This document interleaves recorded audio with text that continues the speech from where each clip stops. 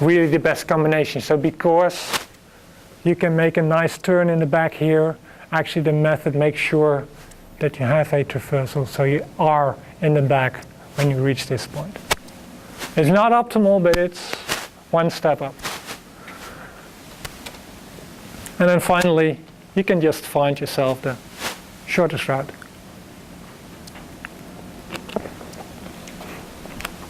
Now this is traveling salesman problem. I guess you've heard of that.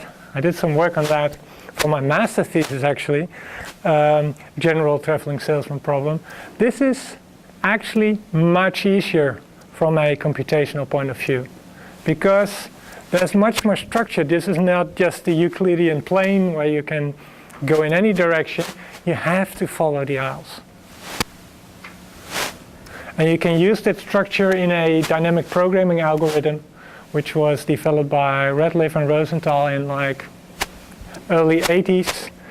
And they do dynamic program. Actually, it's a very typical way. If you ever think of explaining it to your students, you might. It's a tough job to get into this algorithm. One of the tricky things that it's forward dynamic programming instead of usual backward. Anyway, they basically go left to right through the warehouse, looking in all the options, traversal, return, two returns, and select the best option in the whole combination to get the best route. It's pretty fast. You can do like, I don't know, probably like hundreds of routes per second. So it's a really fast algorithm. But going back to the order picker and easy to understand routes, you see that this is kind of a part that may be hard to digest if people have to do this. So either force it to do this or don't use it. Not many warehouses use this method anyway.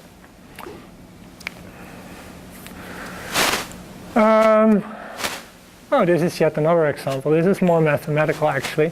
One of the things that you like, obviously, if you have an idea for a design, you have an idea, okay, this is going to be my warehouse design. This is going to be order picking area. And I'm thinking of using S-shaped routing, or I'm thinking of using largest gap routing. And what will actually be the efficiency of this? There's a couple of articles that give methods to derive estimated travel times in certain situations. You don't have to go into simulation right away to get an idea about travel distances. I think time is a bit too short to explain, so I'll just give it to you. It's not too. Actually, the example is pretty straightforward. I can show it. That's maybe the fastest option.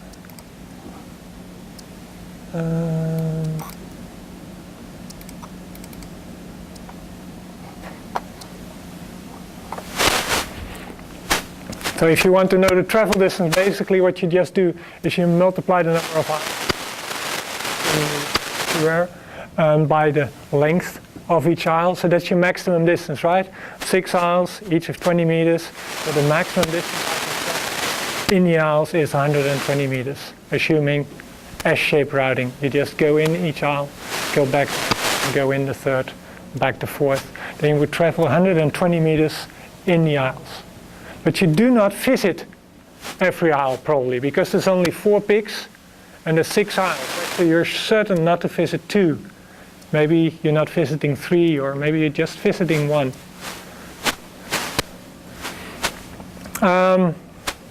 So the probability that you are going to visit an aisle is 1 minus the probability that you're not going to visit that aisle.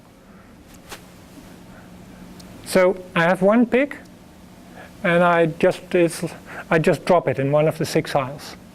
So I have a probability 5 over 6 that is going to drop in one of the other aisles. I'm just looking at aisle 1, right? I'm interested, do I have a pick in aisle 1? Well, there's a 1/6 probability that pick will be there. There's a 5/6 probability that it will not be there. Now I do that 4 times. Now I'm interested in the probability that there none of them is going to be in this first aisle. So I have a 5/6 probability with 4 picks, and all 4 are going into one of those 5 aisles. So 5/6 over 4, which is the probability that all 4 picks are in the other aisles, but not in the one that I'm looking at. Now if I do 1 minus that, I have the probability that there is 1, 2, 3, 4, but at least 1, so I have to go into that aisle. So this bit gives the probability that you have to go into a random aisle. Multiplied by total distance gives you the percentage of the track that you are actually visiting. Well, there's a similar kind of construct for the cross distance, and then you have an estimate. And the nice thing is, the estimate gives 86, simulation gives 88, so it's pretty close. It's a really straightforward formula, but it often comes in a few percent of the actual distance. So this is a very fast tool that's really easy to implement in a spreadsheet if you're designing a warehouse, to plug in a formula like this to have some idea of the efficiency of the order picking area within your total design without too much calculation burden.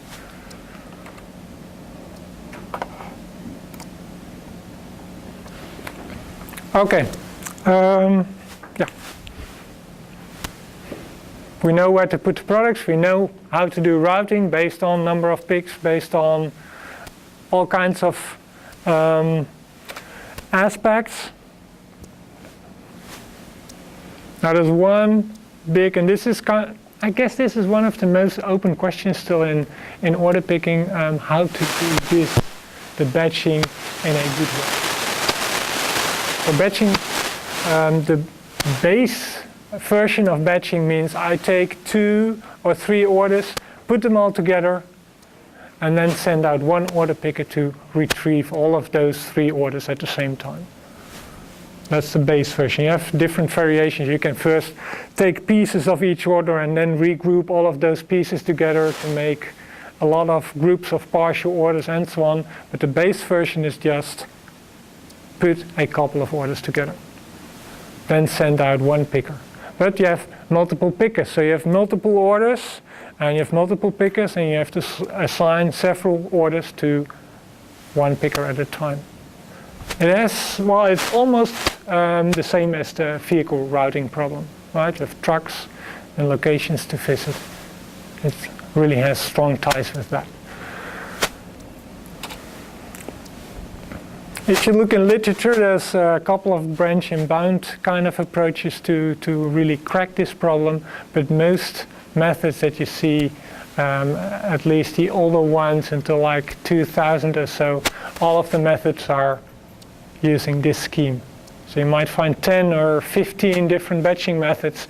They all follow this scheme. Just according to some rule, choose an order to start with. So you have one picker and you choose one order to start with.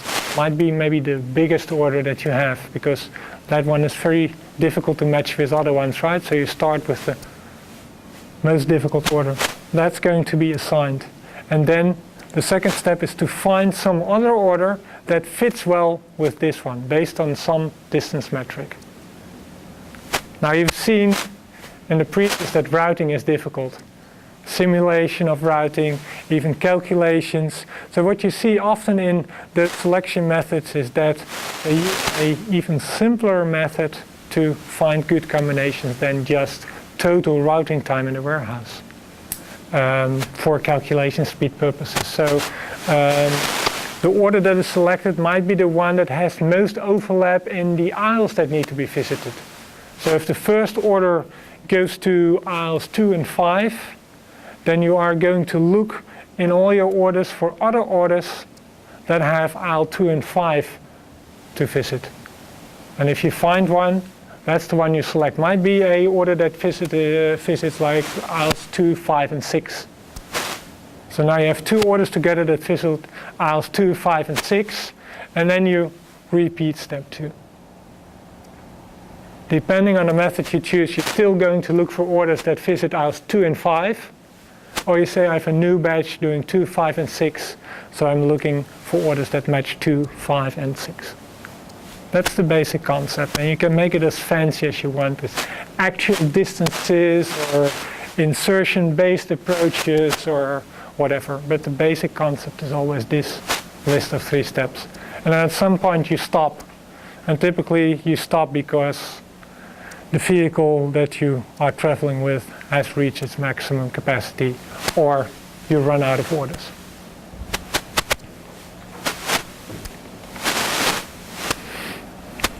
Now it's all nice to put orders together, but just imagine that you do 10 orders at the same time as an order picker.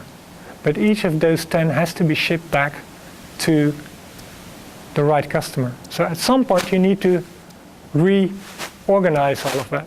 And a company that I am working with in a project, actually this is a really nice place. I was really amazed going there the first time. This is one of their aisles.